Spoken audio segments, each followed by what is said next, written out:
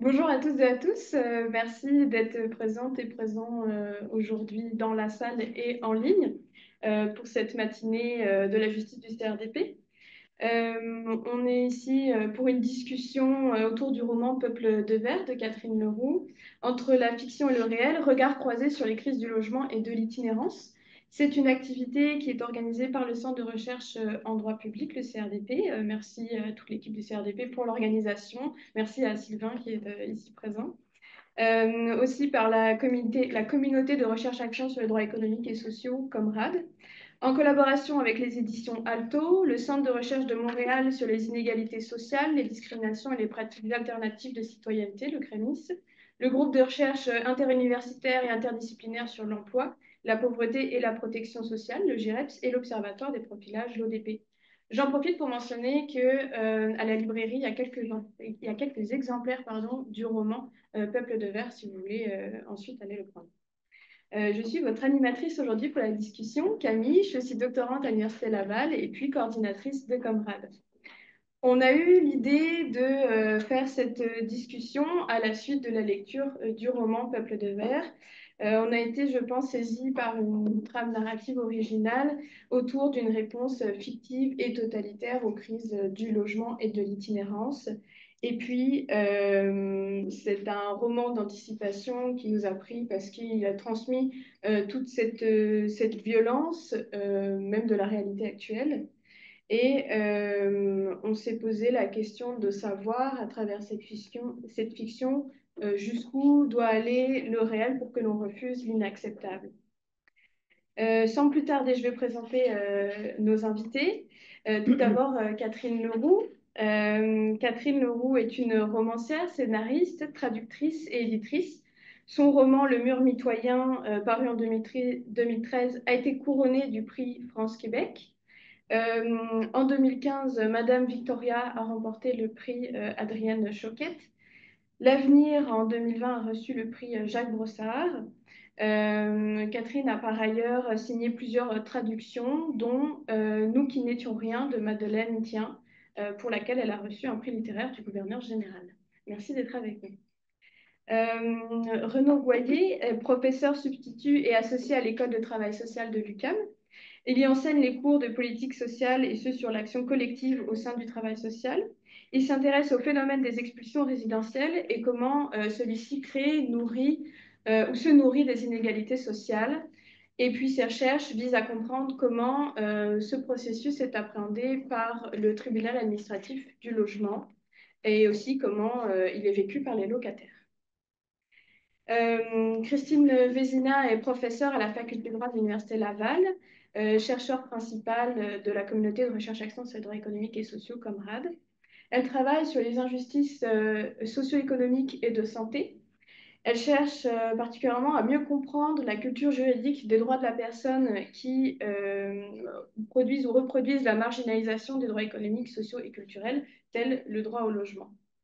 Et puis, Martin Gallier est professeur de droit au département des sciences juridiques de l'Université du Québec à Montréal.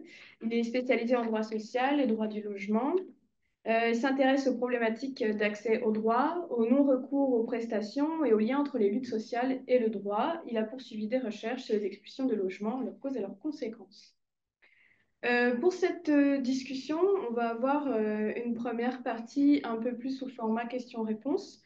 Et puis ensuite, un échange plus collectif. Pour les questions, vous pouvez les poser dans le chat, n'hésitez pas. Cette rencontre s'ancre dans un contexte où les crises du logement et de l'itinérance sévissent fortement au Canada et au Québec, avec une financiarisation du logement, la discrimination systémique, l'insuffisance des logements à prix abordables et hors des marchés privés, les limites du cadre juridique et de la protection offerte par le tribunal administratif du logement du Québec, et ce qui crée toujours plus d'exclusion. Et la répression demeure le premier recours des autorités publiques, dont les démantèlements et les évictions des campements. Et puis, nous nous sommes donc réunis pour rendre compte de ces forces déshumanisantes qui agissent dans et par le droit aujourd'hui.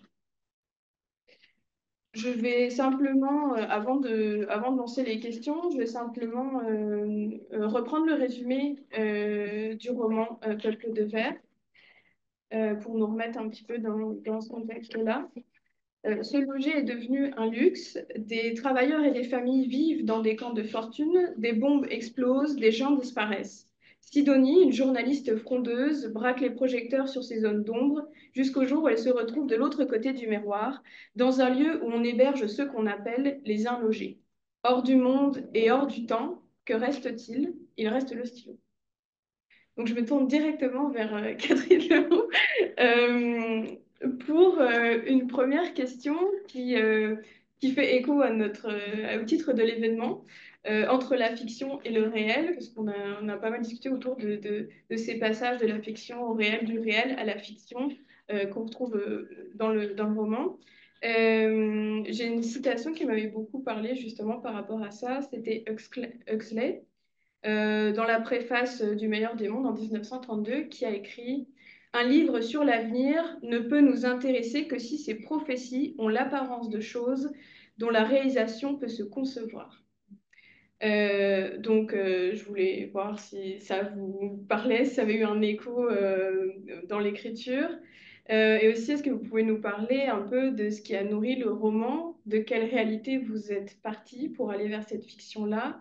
Est-ce que c'est une réalité vécue ou observée? Et puis, euh, c'est vraiment parce que quelque chose qui revient beaucoup à la lecture, c'est ces frontières floues entre la fiction, du réel, et puis aussi du mensonge et de la vérité. Il y a un jeu là-dedans. Donc, je vous laisse la parole. Merci. D'abord, merci de m'inviter. C'est la première fois que j'écris un roman et qu'ensuite, j'ai autant l'occasion d'échanger avec des chercheurs et des universitaires. Je ne pensais vraiment pas que Peuple de Verre aurait cet effet. Puis, mon petit côté égocentrique ou je ne sais pas trop, mon petit ego, bref, trouve ça bien bon parce que j'ai l'impression d'avoir touché à quelque chose qui fait sens pour plus que des simples lecteurs là, qui parlent aux gens qui ont vraiment les deux mains, ou en tout cas les deux yeux et les oreilles dans ces sujets-là.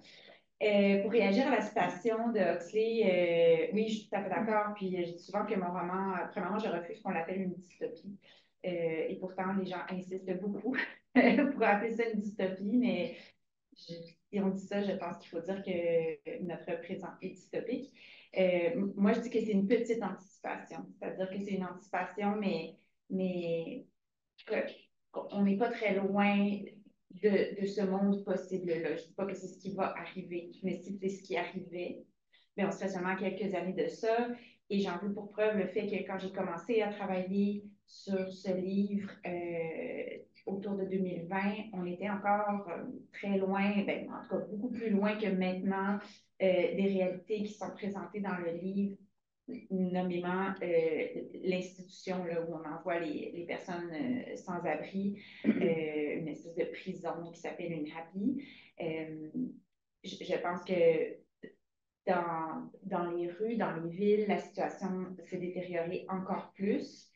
Et surtout depuis janvier, j'ai l'impression aussi que les possibilités de réaction des États à cette situation-là ont dépassé une certaine limite par rapport à ce qu'on croyait imaginable. Là, évidemment, je parle des États-Unis. Pas plus tard que la semaine dernière, on m'envoyait un article comme quoi là, Donald Trump, parmi ses milliers de très grandes ambitions, veut sévir par rapport à l'itinérance et criminaliser l'itinérance. Donc, on va peut-être se retrouver dans pas si longtemps dans un monde où les prisons vont contenir une faible minorité de gens qui ont commis des vrais crimes et une grande majorité de gens dont la seule faute a été de perdre leur logement ou de ne pas avoir les fonds pour se loger.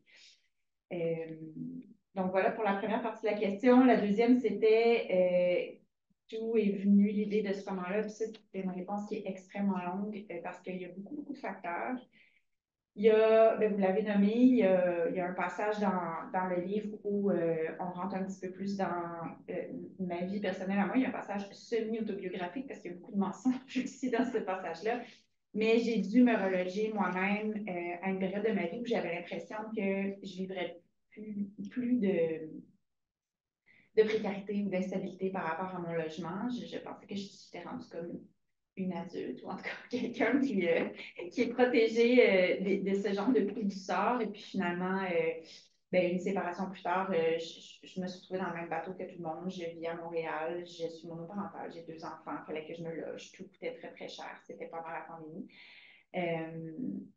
Je pense que ça, cette insécurité-là, ça m'a amené à réfléchir beaucoup à ça, mais évidemment que autour de moi, je constatais aussi qu'il y avait des gens qui étaient dans des situations bien, bien pires et de plus en plus de ces personnes dans des situations difficiles.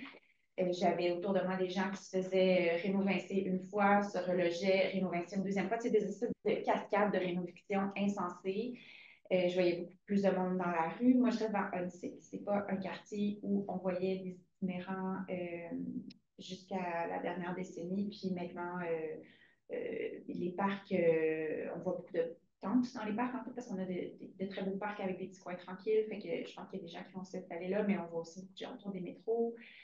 Fait qu'il y a eu le vécu, l'observation. Puis il y a eu deux ou trois éléments déclencheurs qui sont plus en lien, je dirais, avec le pouvoir de l'État. De un, les démantèlements des camps. La première fois qu'on en a vu un, en tout cas que moi j'en ai été consciente parce que ça a été télévisé puis tout ça, je pense que c'était le camp sur Notre-Dame, si je ne me trompe pas. Est-ce que c'était à l'automne? En tout cas, il faisait pas chaud, il me semble. C'était à l'automne, il me semble, parce que c'était. Ils ne voulaient pas qu'il reste pour l'hiver. C'est ça. Il ne voulait pas qu'il reste pour l'hiver, les gens commençaient à se doter de chaufferettes. C'est ça. Puis ça passait pas parce que c'est de danger. C'était danger, danger de feu, alors que, mais danger de mourir de froid, ça non. Et il y avait là-dedans, moi, il y avait une absurdité absolue. On met des gens dehors, du dehors. On les évince une fois de plus, mais on les évince de presque rien. Et la question qui suit automatiquement, c'est mais OK, où est-ce que vous voulez qu'ils aillent? C'est pas comme si là, la police leur a dit qu'ils n'avaient pas le droit d'être là, fait qu'ils vont dire ah ben OK, je vais rentrer dans mon catégorie. Il n'y en a pas d'autres possibilités. On chasse des gens qui sont déjà dehors. Et par ailleurs, ce qui me semblait, de mes yeux, de gens qui ont un petit peu travaillé avec des personnes en situation d'itinérance, mais qui n'ont jamais été dans cette situation-là, c'est la seule possibilité de retrouver une vie un temps soit peu tolérable ou humaine parce que ça permet la collaboration, la coopération, ça permet de mettre des ressources en commun, ça permet une certaine protection, ça permet que s'il faut aller à l'épicerie, ben, quelqu'un peut surveiller mon stock. Bon. Donc, je trouvais qu'on enlevait aux gens le petit peu de bon qu'ils avaient réussi à construire avec cette situation difficile-là. L'autre chose je ne m'en suis pas rendu compte tout de suite, mais au fil de l'écriture, j'ai vu qu'il y avait comme un peu le poids de cette chose-là sur mon travail. C'est pendant la pandémie, quand on a isolé les gens qui étaient en CHSLD, quand on a refusé l'accès. Je n'étais pas là, une anti-vax ou quelqu'un qui était contre. Je suivais très bien les directives du gouvernement, puis je comprends qu'il y a des raisons à cette décision-là, mais en même temps, en quelques jours, en quelques semaines, on a dit aux gens, vous ne pouvez plus voir vos parents, les gens de votre famille, et ils vont peut-être mourir et vous ne pourrez pas leur dire au revoir. Vous ne pourrez pas les prendre soin d'eux, vous ne pourrez pas vous assurer qu'ils ont assez d'eau, de tout ce dont ils ont besoin. Et on a accepté ça. Et je pense que ce constat-là, c'est ce qui m'a permis d'imaginer qu'une société accepterait qu'on crée des prisons pour les personnes pauvres et qu'on les envoie là. Parce on peut justifier bien des choses, en fait, en disant état d'urgence ou situation extrême, puis c'est un état d'urgence qui se passe en ce moment avec le logement puis l'itinérance, selon moi. Donc, ça a été tout ça. Puis aussi un désir, d'un point de vue un peu plus philosophique, d'écrire sur la vérité et le mensonge, qui est un peu ce qui traverse le livre en filigrane. qui était au départ un désir un peu indépendant de cette histoire-là que je voulais raconter, mais finalement, je me suis rendu compte qu'il y avait tellement, en fait, que tout était très, très intriqué, parce que le spin, les fausses nouvelles, la manipulation, la propagande, toutes ces choses-là, c'est du jeu avec la vérité, le mensonge et la fiction aussi. Voilà. Merci beaucoup. C'est très complet. Puis effectivement, je pense que c'est, en tout cas, ce que je retrouve beaucoup des personnes qui ont lu le livre, c'est ce ressenti de comment on ressent ce qui est inacceptable. Ça arrive à montrer ces côtés, ben, regardez ce qu'on pourrait accepter socialement, puis ça nous met face à nous-mêmes là-dessus. Puis c'est vraiment quelque chose de flagrant. Je vais continuer par rapport à l'inhumain, par rapport à ce dont on vient de discuter, puis qu'on trouve dans le livre.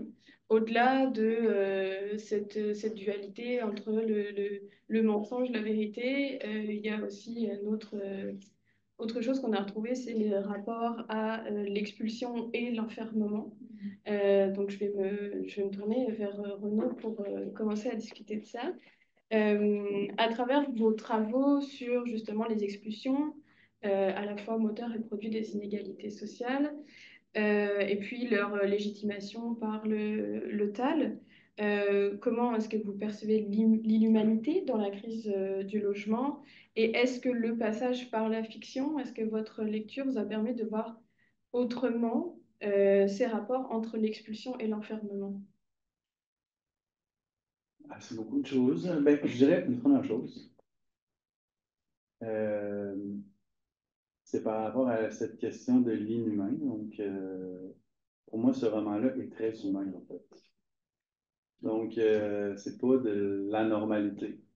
Hein? Il y a plusieurs sociologues qui nous remettent souvent sur ces questions-là, là, quand on parle du terrible, de l'inhumain, Zygmunt Bauman ou même Hannah Arendt qui rappelle que le terrible, c'est aussi humain. Dans le fond, les gens, ça c'est vraiment le lien avec mes travaux, là, c'est-à-dire que tous ces processus d'expulsion-là, cette acceptation sociale de l'éviction, elle est humaine, elle est mise en œuvre par des êtres humains avec qui on mange la fin de semaine, qu'on côtoie dans des milieux qui mettent ça en œuvre tous les jours. Les structures sociales et les inégalités, hein, moi, qui sociologue des inégalités, ça apparaît pas comme ça, là, tout à coup, comme un peu ça, quelque chose de normal. Donc, ça se met en œuvre. Euh, Puis moi, c'est ce que j'essaie d'investiguer dans mes travaux sur les évictions, c'est comment c'est mis en œuvre, puis généralement à travers des mécanismes d'appropriation de la capacité de penser des gens, là, souvent le mensonge, la manipulation, profiter de la méconnaissance des droits des gens, la menace même. C'est ça, c'est les rapports de pouvoir qui sont au centre des pratiques, de ces pratiques d'inégalité qui sont complètement humaines. Euh, on a la spéculation qui est au centre du problème de l'éviction.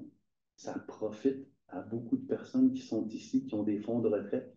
Et donc, ça fait partie de notre vie humaine que de nourrir ce genre de trucs-là. Je trouve que le roman, il permet de mettre ça. C'est des gens qu'on connaît, qui sont proches, qui un ex hein, qui te met un acte de propriété dans la face pour t'expulser, puis là, tu sais, comme après, tous tes biens sont sur la rue. Il y a quelqu'un qui les a descendus, puis qui les a mis sur la rue, ces biens-là. Il y a un être humain qui met ça en œuvre. Je pense que l'élément qui vient plus me chercher dans ce roman-là, c'est de montrer comment, dans le fond, ces structures-là sont mises en place, maintenues par des gens qu'on considère normaux, hein, dans le travail normal de la police, par exemple, euh, ça fait partie de ce qui va de soi.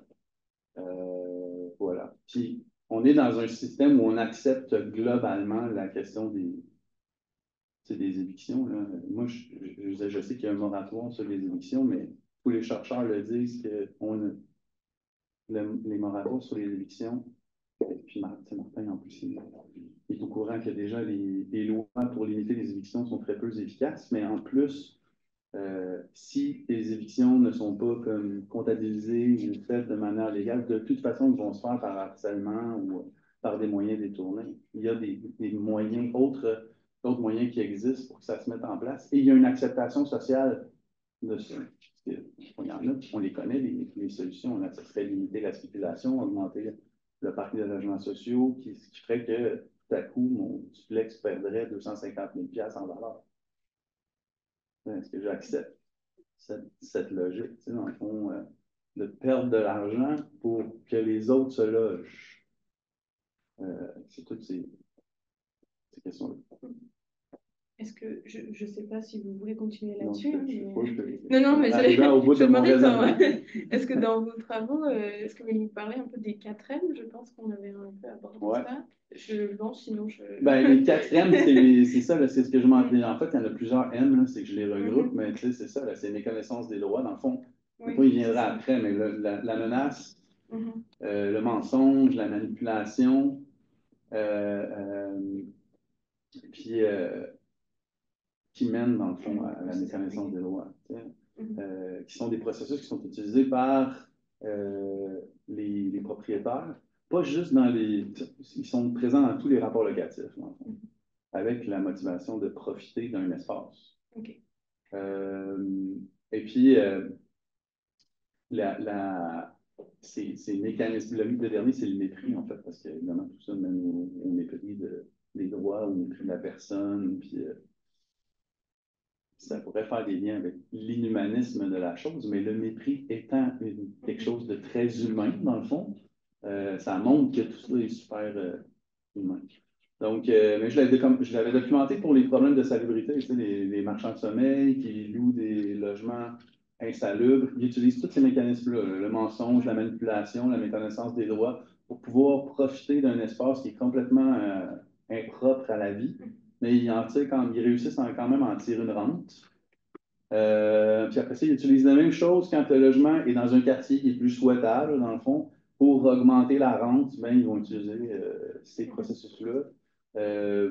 Mentir en envoyant des envies illégaux d'éviction ou manipuler la vérité là, par rapport au processus.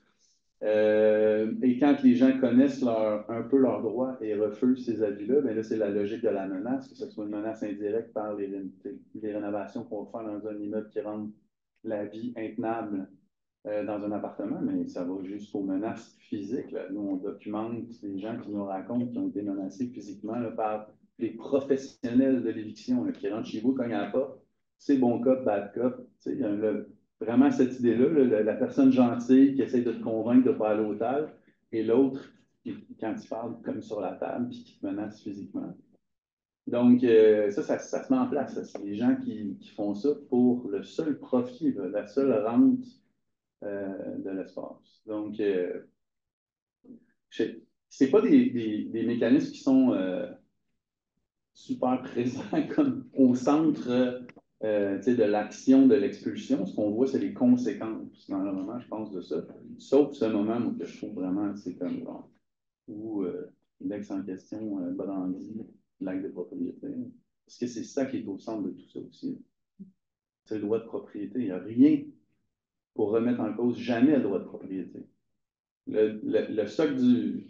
Martin pourrait en parler plus que moi, je ne suis pas juriste par tout, mais la seule prise que les locataires ont en termes de droit, c'est ce droit au maintien dans les lieux, qui vient limiter supposément le droit de propriété, mais il vient juste limiter le droit de propriété. Nos sociétés, les espaces de nos sociétés sont comme quadrillés de propriété et tout est décidé à qui tout ça appartient et comment ça s'organise. Et tu peux toujours le brandir dans un rapport de pouvoir pour limiter l'accès, accorder, séparer qui a droit de faire quoi dans un espace. Il y a vraiment cet élément-là qui est. Et je pense que c'est ce moment-là où l'ex l'utilise dans un rapport de pouvoir d'expulsion comme explicite, à mon avis. On n'est même plus dans la menace. Il est dans ses droits. C'est vrai. Merci beaucoup. je vais en profiter pour me tourner vers... J'ai de la table, Ah, hein, pour bah, c'est peut-être plus vite, je me tourne vers vous, Martin. Parce que vous avez aussi travaillé sur le TAL et et les évictions. Et si vous voulez nous parler du rapport à l'enfermement, comment vous avez analysé l'insuffisance d'une politique structurante autour du logement, l'accroissement des inégalités sociales. Je vous lance largement. Merci beaucoup Camille et Christine. Alors, je ne sais pas si je vais répondre à ces questions, mais pour y répondre, en tout cas, ce que j'aimerais faire, et excusez-moi, je suis très scolaire, mais j'ai besoin de lire, autrement je panique. Dans le temps qui m'est imparti, on m'avait dit 10 minutes, mais j'ai essayé de prendre moins. J'ai essayé de prendre 3 éléments du livre de Catherine Leroux et les mettre en rapport avec les récentes études sur l'itinérance et les expulsions pour tenter de démêler ce qui est la thématique, j'ai l'impression, qui revient tout le temps entre la fiction et la réalité. Et donc, parce que ce qu'on entend tout le temps, c'est que dans le livre de Catherine Leroux, la fiction dépasserait la réalité. Alors, le premier élément sur lequel je veux revenir, c'est la catégorie sociale à laquelle appartient Sidonie, l'héroïne menteuse du livre qui se retrouve à la rue. Et pour aller à l'essentiel, on est ici dans la pure fiction, presque de la science-fiction, selon mes données en tout cas. Pour celles et ceux qui ne l'ont pas lu, avant d'être itinérante et enfermée, Sidonie est une journaliste à succès. Elle est propriétaire d'un appartement à Montréal, copropriétaire avec son conjoint. Elle est mariée à un cuisinier connu, elle a des amis. Je ne crois pas que ça soit précisé, mais a priori, elle est blanche, mais des choses. Et finalement, elle se retrouve à la rue, puis incarcérée. Alors, certes, d'après les données dont on dispose sur l'itinérance, elle augmente de manière très importante. Surtout, cette augmentation s'accompagne d'une plus grande visibilité en raison des coupures dans les services publics et communautaires. Certes aussi, dans la vraie vie, il y a des déclassements et on entend souvent des gens pour dire ça peut arriver à tout le monde et de rajouter c'est effrayant. Sur ce point, les données disponibles, sur ce dernier point en tout cas, les données disponibles révèlent que la peur de se retrouver à la rue est l'une des premières peurs de la population et l'une des principales raisons des appels aux services de psychiatrie. Et là encore, les données sont unanimes. Quand on risque de perdre son logement, il y a effectivement de quoi paniquer. Un seul exemple, l'espérance de vie est en chute libre une fois qu'on est dans la rue. Une gigantesque étude publiée cette année aux États-Unis, après sur 20 ans, avec 6 millions de personnes, montre que le risque de perdre, que le simple fait, voilà, que ce soit le plus clair possible, que le simple fait de recevoir un avis d'expulsion, donc sans même le jugement, un avis d'expulsion, est associé à une augmentation de 19% de la mortalité par rapport à la population témoin. Si vous recevez un jugement d'expulsion, c'est associé à une augmentation de 40% de la mortalité par rapport à la population témoin. Bref, il est vrai qu'il est rarement constructif de paniquer, mais quand on réduit son espérance de vie de 40%, on peut comprendre que la peur de perdre son logement soit un important facteur de stress. Mais même avec les données les plus catastrophiques dont on dispose aujourd'hui, le cas de Sidonie reste beaucoup plus proche de la pure fiction que de la réalité. L'itinérance est associée à des parcours de vie, le plus souvent dès la plus jeune enfance, à de la violence familiale et sexuelle, des séjours répétés dans les institutions de la DPJ, des fugues, des problèmes graves de santé mentale, le décrochage scolaire, etc. Mais aussi le racisme. Bref, l'itinérance touche les classes sociales les plus pauvres de la société. Là encore, un seul exemple. Je prends la dernière étude de Statistique Canada de 2023. Les peuples autochtones, métis, sont surreprésentés, mais de manière complètement surréaliste parmi les sans-abri canadiens. Ils forment 4% de la population canadienne, mais ils représentent 30% des personnes ayant recours à des refuges d'urgence. Ce lien entre le racisme et l'éviction n'est pas propre au Canada. Aux États-Unis, une autre étude révèle que ce sont les femmes noires qui sont surreprésentées dans des proportions tout aussi délirantes, à un point tel que le sociologue Matthew Desmond estime que l'expulsion est aux femmes noires, ce que l'incarcération est aux hommes noirs, un mécanisme d'encadrement de la population racisée. Bref, la journaliste à succès Sidonie, même au chômage, même virée de son appartement par son ex-amoureux, a, dans la vraie vie, au Québec comme aux États-Unis, presque aucune chance aujourd'hui de se retrouver à la rue, et cela malgré tous les efforts déployés par les irresponsables et incompétents au pouvoir, que ce soit Trump ou Legault. Le deuxième élément sur lequel je voudrais revenir, c'est la cause de l'expulsion de Sidonie. Alors, je ne pense pas spoiler le livre à ce niveau-là, mais voilà, Sidonie est une femme infidèle. Alors, on peut trouver ça moralement condamnable, mais depuis peu, ce n'est plus interdit. C'est aussi une femme trompée par son mari, il y a encore ses ballots, mais pour elle en tout cas, mais les sociétés ont toujours toléré les maris volages, voire ont même valorisé cette pratique. Mais ce qui est aujourd'hui condamnable juridiquement, pénalement, c'est que le mari cocu expulse sa femme du logement, la dépouille complètement de tous ses biens, y compris les comptes bancaires, pour se venger notamment. Alors sur ce point, Nous ne sommes pas du tout dans la fiction. Sidonie est à bien des écarts un témoin exemplaire de la société dans laquelle on vit. Selon Statistique Canada, c'est la même étude, je cite, hein, les problèmes relationnels sont, après les problèmes financiers, au deuxième rang des facteurs ayant mené à l'itinérance, 36,9%. Donc un tiers des itinérants avancent cette explication. Mais ce qui est important de souligner, quand on cherche à comprendre ce que veut dire problème relationnel, toujours selon Statistique Canada, on apprend qu'en fait qu'il s'agit de fuir de la violence domestique. Donc il n'est pas très surprenant de constater que ces fameux problèmes relationnels soient invoqués à plus de 80% par les femmes itinérantes. Par ailleurs, pour éviter de se retrouver à la rue, Sidonie est prête à tout, et notamment à se prostituer avec un ex-ami, et elle se prostitue finalement avec un gardien pour tenter de s'en sortir. Et là encore, les études révèlent que l'incapacité à payer un loyer est l'une des premières causes de la prostitution et une explication du pourquoi les femmes préfèrent rester dans la maison, rester enfermées avec un conjoint infidèle ou violent. Alors je me permets ici d'insister sur ce point et sur le sort spécifique de Sidonie pour plusieurs raisons.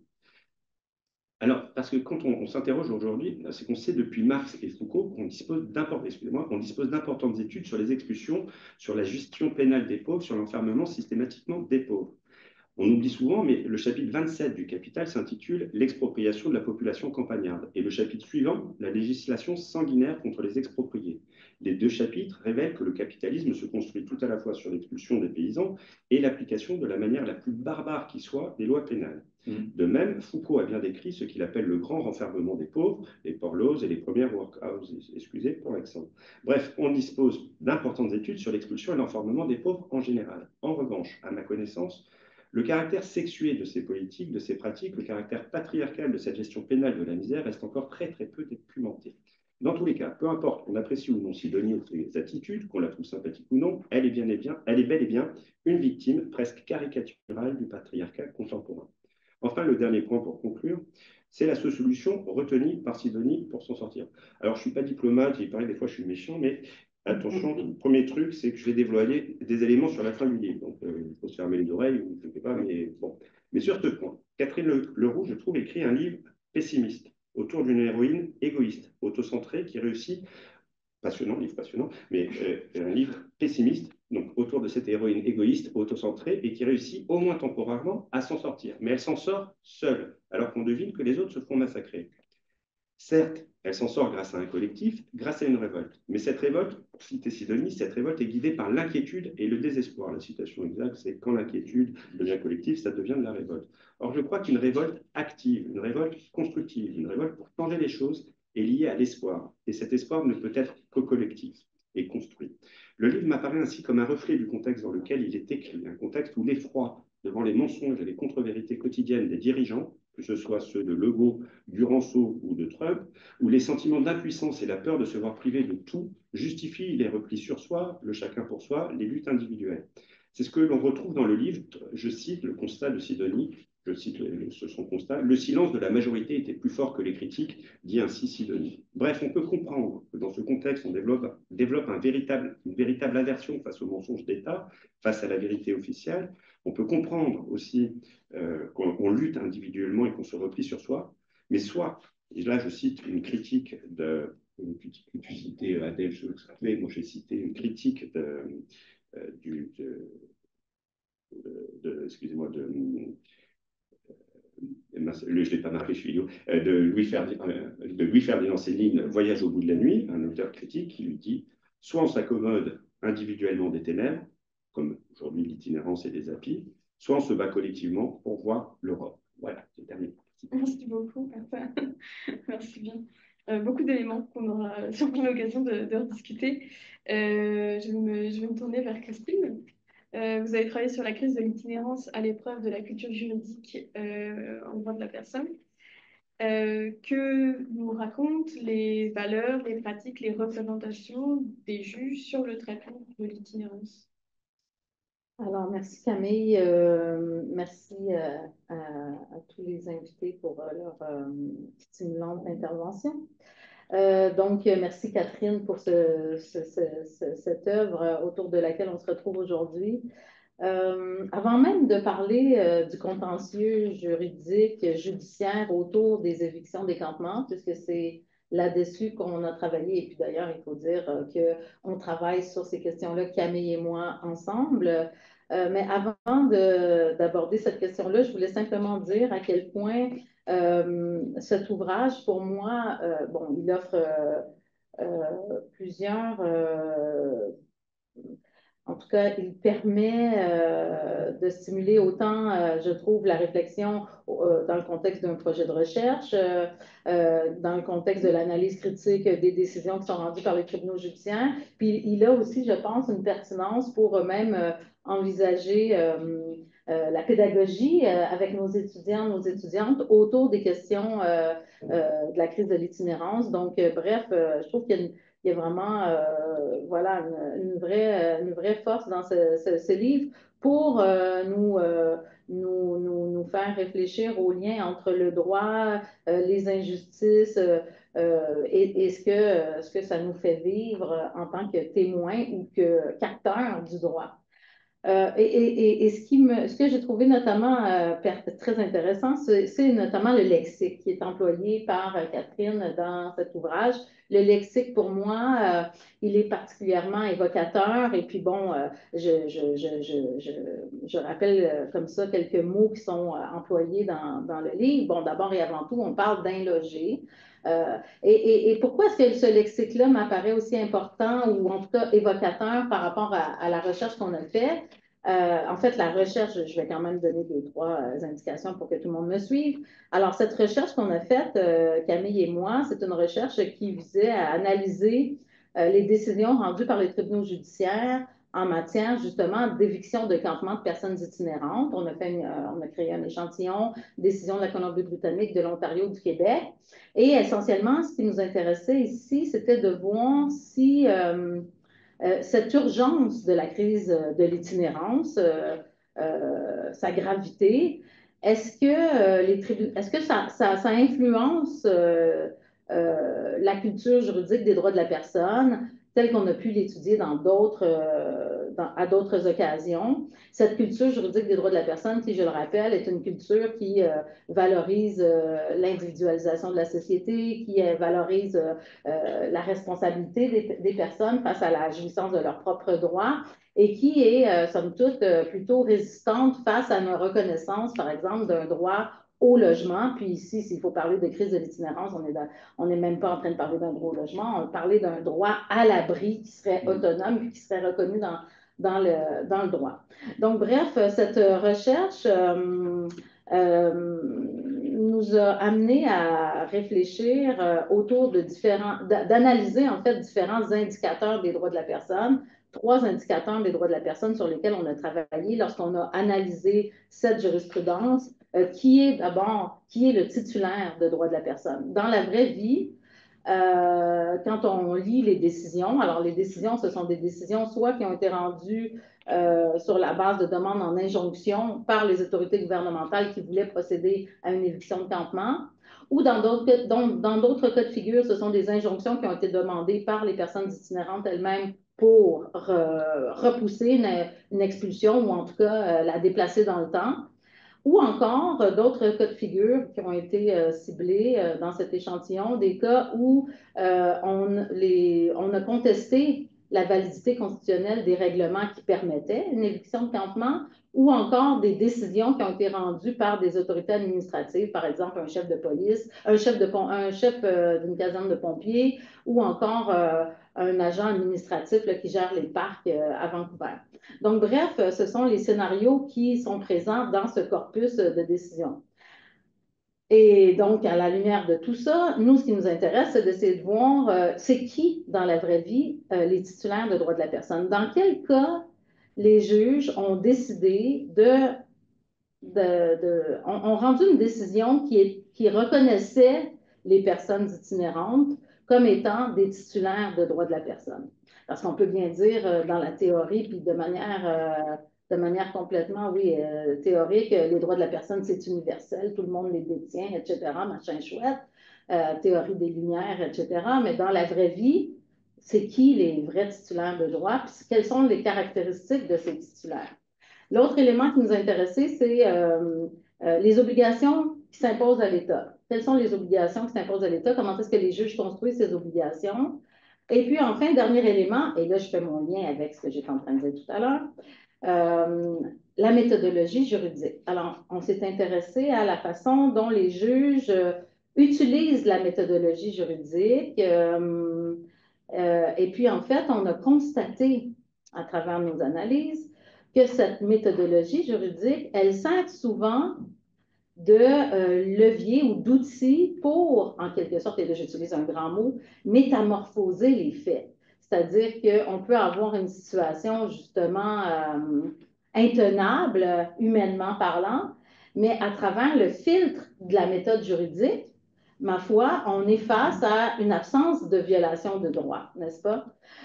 Et donc, ce que je trouve intéressant avec ce dernier aspect, ce troisième élément de notre analyse, c'est qu'on a vu à quel point, voilà, la méthodologie juridique, elle permet de reformuler, elle permet de métamorphoser, elle permet aussi souvent, concrètement, dans notre corpus qu'on a vu, c'est qu'elle permet souvent de niveler les droits des personnes itinérantes au même niveau que les droits des autres citoyens qui, eux, ont le droit, ma foi, d'aller promener le chien le matin en toute paisibilité, ont le droit d'aller faire leur jogging sans être importunés par des personnes, voilà, qui déambulent dans le parc, etc.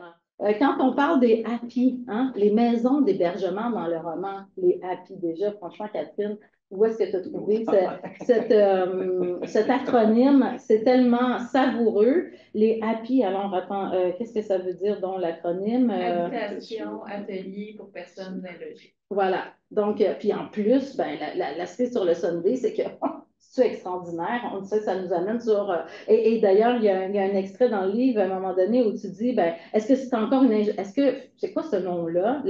Sidonie se questionne sur ce nom, puis elle se questionne à savoir, est-ce que c'est encore une nouvelle injonction au bonheur à la page 51 du roman? Alors voilà, donc cette capacité à travers l'utilisation d'un lexique de masquer, d'invisibiliser des situations qui sont, j'ai envie de dire, inhumaines, peut-être humaines finalement. Bon, alors ça, c'était un des points sur lesquels on s'est arrêté, Camille et moi. Je ne sais pas si Camille a quelque chose à ajouter à ce niveau-là. Et puis, dans le fond, ta question, c'était quelles sont les pratiques, les représentations, les valeurs qui sont que l'on a pu observer à la lumière de l'analyse de ce corpus de décision. Évidemment, les pratiques, les représentations, les valeurs, c'est souvent imbriqué, fortement imbriqué. Là, voilà, j'ai mentionné ce qui m'apparaissait être important à retenir au niveau de la méthodologie. Il y a un discours aussi. Quand j'ai parlé de la méthodologie, j'ai parlé notamment de ce constat de nivellement des droits de tout le monde, comme si les droits de tout le monde étaient au même niveau dans cette histoire, n'est-ce pas? Et j'aurais pu aussi parler de ce discours, en fait, qui est un discours d'auto-légitimation. C'est-à-dire que la méthode juridique permet de légitimer finalement le pouvoir qui est cristallisé à travers les décisions des juges. Si on revient sur l'échantillon, est-ce qu'il me reste encore du temps? Si on revient sur l'échantillon. 2 minutes. 2 minutes? Ben, en fait, je voudrais parler aussi de, bon, c'est qui le titulaire de droit? Ben, on voit à travers cette analyse jurisprudentielle que le titulaire de droit, alors, je trouve ça très pertinent, Martin, ce que tu as évoqué. Nous, ce qu'on a vu dans nos décisions, c'est que le titulaire de droit, c'est quelqu'un qui n'a pas choisi d'être une personne itinérante. Hein? La notion de choix, elle est très souvent mentionnée de manière explicite dans les décisions. Parfois, ce n'est pas explicite, mais en fait, le critère, et ça fait un lien bien sûr avec le critère formel qui est imposé par le droit, dans l'état actuel de la jurisprudence relative aux évictions des campements, le critère déterminant, c'est est-ce qu'il y a des places disponibles dans les refuges? Est-ce qu'il y a des places, bon, les places disponibles, c'était le premier critère qui a été élaboré par les tribunaux. Maintenant, on se demande non seulement si les places sont disponibles, est-ce qu'elles sont suffisamment, est-ce qu'il y a un nombre suffisant de disponibles? Est-ce qu'il y a un nombre de places suffisamment... Voyons, j'arrive plus à parler. Est-ce qu'il y a un nombre suffisant de places disponibles? Voilà. Puis maintenant, on se demande également, est-ce que ces places-là, non seulement est-ce qu'elles sont disponibles, mais est-ce qu'elles sont véritablement accessibles? Et ça ouvre vers toute la question de est-ce que l'acceptabilité des standards et des exigences imposées par les refuges pour les personnes elles-mêmes par rapport à leur propre réalité, etc. Il y a toute une littérature qui démontre à quel point les refuges, les abris, c'est essentiellement des institutions de contrôle. Mais bon, bref, revenons au titulaire. Donc, compte tenu de ce critère-là, on va te protéger, on va refuser de procéder à une expulsion. Les juges vont refuser d'accorder le droit d'expulser d'un campement si on n'a pas assez de places disponibles et accessibles. Mais ça, c'est le critère juridique. Mais si on regarde un peu ce que ça charrie comme idée, ce critère juridique, bien, ça charrie notamment cette idée de choix. C'est ça qui est au cœur de l'affaire, parce que dans le fond, si la personne a choisi, on a même des passages explicites dans les décisions où on parle de lifestyle, on parle de résistance, hein, la valeur de résistance, la notion de résistance. Si on est une personne non seulement itinérante, mais en plus qu'on veut résister à l'ordre établi, on sent que là, c'est très peu compatible avec la reconnaissance de droits de la personne. Donc, bref, la notion de choix, elle est importante. Et puis, le titulaire de droit, finalement, c'est quelqu'un qui n'a pas choisi d'être dans un campement de personnes itinérantes. Et je terminerai simplement, parce que je sais que mon 2 minutes, je l'étire sans arrêt, sur la notion d'obligation. Je pense que c'est une bonne façon de terminer puis de faire des liens avec ce que Catherine a mis en lumière dans son roman. Dans notre échantillon de décision, on constate finalement que l'État, dans le droit actuel, hein, à la lumière des droits à la lumière de l'état du droit en matière de droits de la personne, l'État n'a pas l'obligation positive de permettre à quelqu'un d'avoir accès à un abri ou n'a pas d'obligation positive de rendre des logements disponibles. Mais l'État a l'obligation de s'abstenir d'agir d'une manière qui porte atteinte aux droits. Mais ce qu'on voit dans notre contentieux, c'est que si l'État a agi en faisant en sorte de financer des places dans des abris, des structures, des refuges, etc., à ce moment-là, l'État sera légitime d'agir de manière répressive. On va pouvoir expulser les personnes. Et donc, ce que je trouve intéressant ici, c'est que dans le fond, les happy de Catherine, c'est un peu la quintessence de ces paramètres qui entourent l'obligation de l'État. C'est-à-dire que dans le cas de l'ouvrage de Catherine, l'État a tellement agi qu'il prévoit des refuges où on peut manger, où on peut dormir, etc. D'ailleurs, on ne peut même pas s'en quitter ces refuges parce qu'on aura... Oui, non, voilà, ben, des refuges prisons, ouais. Mais on ne peut jamais les quitter d'ailleurs parce qu'on sera toujours endetté face à l'État, d'ailleurs, c'est le cas de Sidonie. Et donc, l'État, comme il prend en charge les besoins vitaux, je peux dire ça comme ça, ben, il a en même temps la complète, le total pouvoir d'agir de manière répressive. C'est comme si ça va ensemble. Si tu agis, tu donnes accès à quelque chose, un abri, un logement, de la nourriture, ben, en même temps, tu as un droit égal d'agir de façon répressive. Donc voilà, j'ai dépassé mon temps, je m'en excuse. C'est bon. Merci beaucoup, Christine. Ben justement, je pense que je vais poser une dernière question, puis je vais revenir vers Catherine pour boucler la boucle.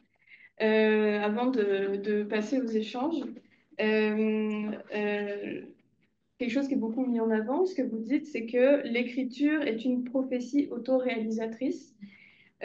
Grosse question, une grande question, mais est-ce que vous sentez en partie responsable de transformation de réalité sociale en tant qu'autrice?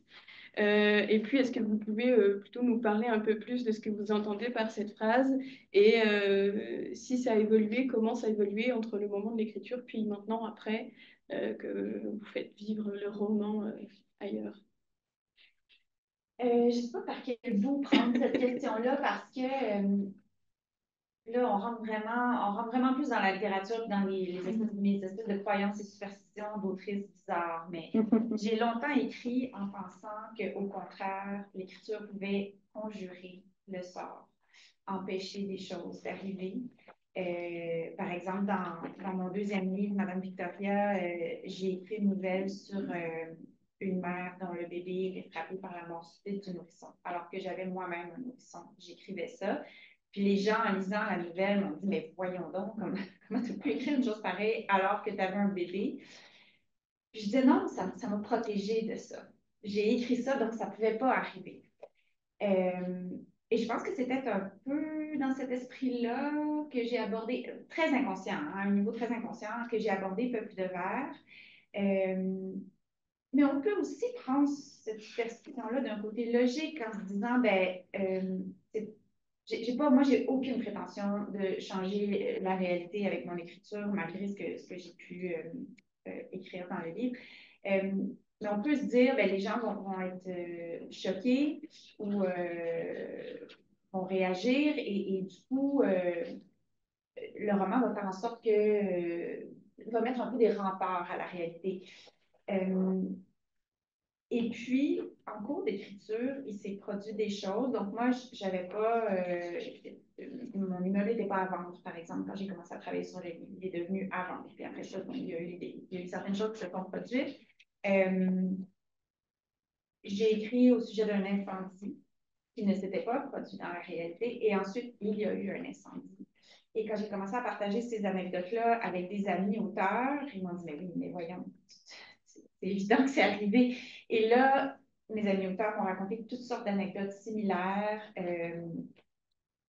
sur des choses qu'ils avaient écrites et qui finalement se sont avérées de tous les ordres.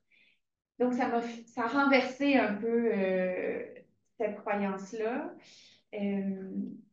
Et c'est vrai que ce que j'avais mis en place pour Sidonie était l'ordre de la prophétie autoréalisatrice, dans le sens que Sidonie écrit des choses, c'est une menteuse, elle écrit des choses qui ne sont pas vraies, puis ensuite elles adviennent. Donc, ça a été comme non seulement un jeu littéraire à l'intérieur du livre, mais c'est devenu un jeu qui impliquait ma propre vie.